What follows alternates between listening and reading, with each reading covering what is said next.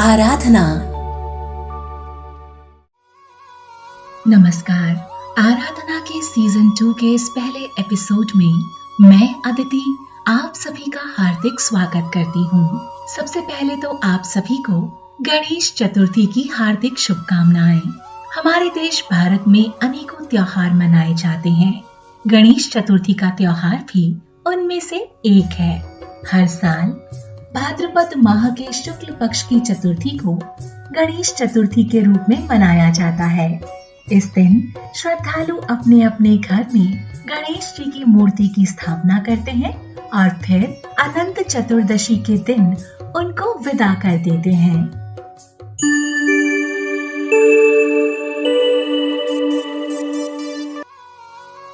गणेश चतुर्थी को गणेश जी के जन्मोत्सव के रूप में भी मनाया जाता है।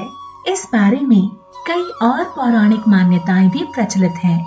ऐसा माना जाता है कि इसी दिन गणेश जी का जन्म हुआ था।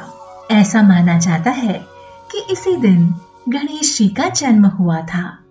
गणेश चतुर्थी को लेकर एक मान्यता ये भी है कि भाद्रपद माह की चतुर्थी को गणेश जी ने महाभारत का लेखन कार्य शुरू किया था। महर्षि वेदव्यास ने महाभारत की रचना के लिए गणेश जी का आह्वान किया था। उनसे महाभारत को लिपिबद्ध करने की प्रार्थना की। गणेश जी ने कहा कि मैं जब लिखना प्रारंभ करूंगा तो कलम को रोकूंगा नहीं। यदि कलम रुक गई तो लिखना बंद कर दूंगा। तब व्यास जी ने कहा, प्रभु आप विद्वानों में अग्रणी हैं और मैं एक साधारण ऋषि, तो किसी किसी श्लोक में त्रुटि हो सकती है। इसलिए आप अपनी बुद्धि का प्रयोग कीजिए और जहाँ कहीं त्रुटि हो तो उसका निवारण करते हुए श्लोकों को लिपिबद्ध कीजिए। चतुर्थी के दिन ही व्यास जी ने श्लोक बोलना और गणेश जी ने महाभारत को लिपिबद्ध करना प्रारंभ किया था। उसके बाद 10 दिन बाद अनंत चतुर्दशी को लेखन का कार्य समाप्त हुआ था। इन 10 दिनों में गणेश जी एक ही आसन पर बैठकर महाभारत को लिपिबद्ध करते रहे। इस कारण 10 दिनों में उनका शरीर जड़वत हो गया और शरीर पर धूल मिट्टी की परत जमा हो गई। तब 10 दिन बाद गणेश जी ने सरस्वती नदी में स्नान करके अपने शरीर पर जमी धूल और मिट्टी को साफ किया। इसीलिए गणेश चतुर्थी पर गणेश जी की मूर्ति स्थापित की जाती है और 10 दिन बाद मन वचन कर्म और भक्ति भाव से उनकी उपासना करने के बाद अनंत चतुर्दशी के दिन उस मूर्ति को पानी में विसर्जित कर दिया जाता है।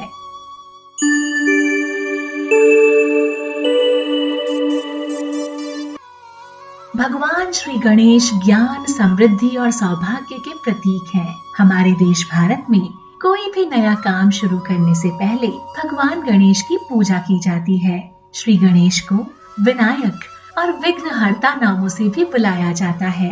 गणेश जी को रिद्धि सिद्धि और बुद्धि का दाता भी माना जाता है। ऐसा माना जाता है कि भगवान गणेश की उपासना करने से वो जीवन में खुशी और समृद्धि लाते हैं और सभी बाधाओं को हर लेते हैं। गणेश जी के प्रमुख मंत्रों में से सर्वोपरि है ओम वक्रतुंड महाकाय सूर्यकोटि समप्रभ निर्विघ्नं कुरु मे देव सर्व कार्येषु सर्वदा।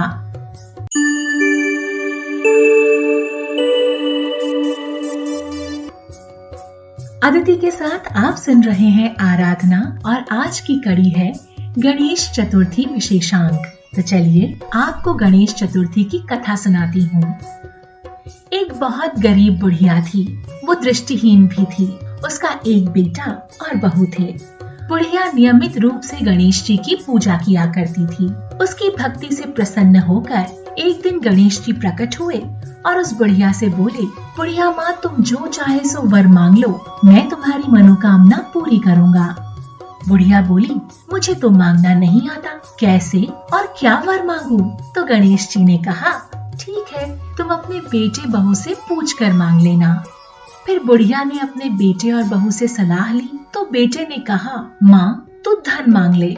बहू से पूछा तो बहू बोली, बुढ़िया माँ तुम तो पोता मांगो। फिर बुढ़िया ने सोचा कि ये सब तो अपने अपने मतलब की चीजें मांगने के लिए कह रहे हैं। फिर उसने अपने पड़ोसियों से पूछा तो पड़ोसन बोली, माँ तुम तो थोड़े ही दिन जियोगी, धन और पोते का क्या करोगी? तुम तो अपनी आँखों की रोशनी मांग लो, जिससे तुम्हारी बची खुची जिंदगी आराम से कट जाए। बहुत सोच विचार करने के बाद बुढ़िया गणेश जी से बोली, गणेश जी महाराज, अगर आप प्रसन्न हैं तो मुझे 9 करोड़ की माया दें, निरोगी काया दें, अमर सुहाग दें, आँखों की रोशनी दें, नाती दें, पोता दें और सब परिवार को सुख दें और अंत में मोक्ष दें। ये सुनकर गणेश जी बोले, बुढ़िया माँ तुमने तो एक ही वाक्य में सब कुछ मांग लिया, फिर भी जो तुमने मांगा है वचन के अनुसार तुम्हें सब मिलेगा। और ये कहकर गणेश जी अंतर्ध्यान हो जाते हैं। बुढ़िया माँ ने जो जो मांगा उनको मिल गया। हे गणेश जी महाराज, जैसे आपने उस बुढ़िया माँ को सब कुछ दिया, वैसे ही सच्चे दिल से आपकी उपासना करने वाले की हर प्रार्थना सुनना। तो बोलिए गणेश जी महाराज की जय।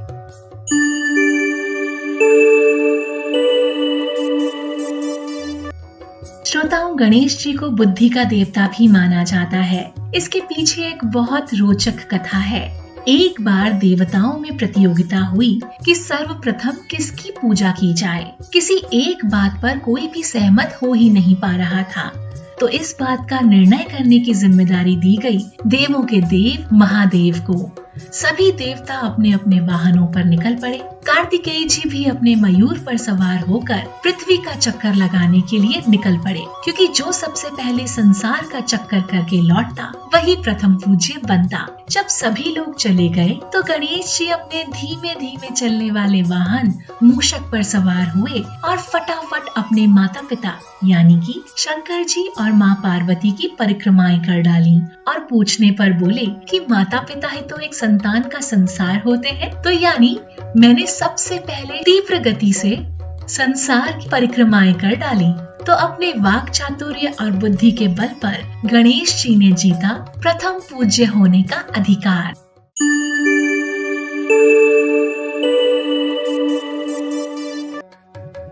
आराधना में आज इतना ही। आशा करती हूँ आज की कड़ी आपको अच्छी लगी होगी। आराधना से जुड़े आपके जो भी विचार हैं, वो मुझ तक पहुँचाने के लिए आप मुझे मेल कर सकते हैं reachout2aditi@gmail.com पर। इसके अलावा अगर आप चाहें तो मेरे सोशल मीडिया हैंडल aditi_pinkcity के द्वारा भी मुझ तक पहुंच सकते हैं। आज के लिए बस इतना ही। आपका दिन भगवान गणेश की कृपा से परिपूर्ण हो।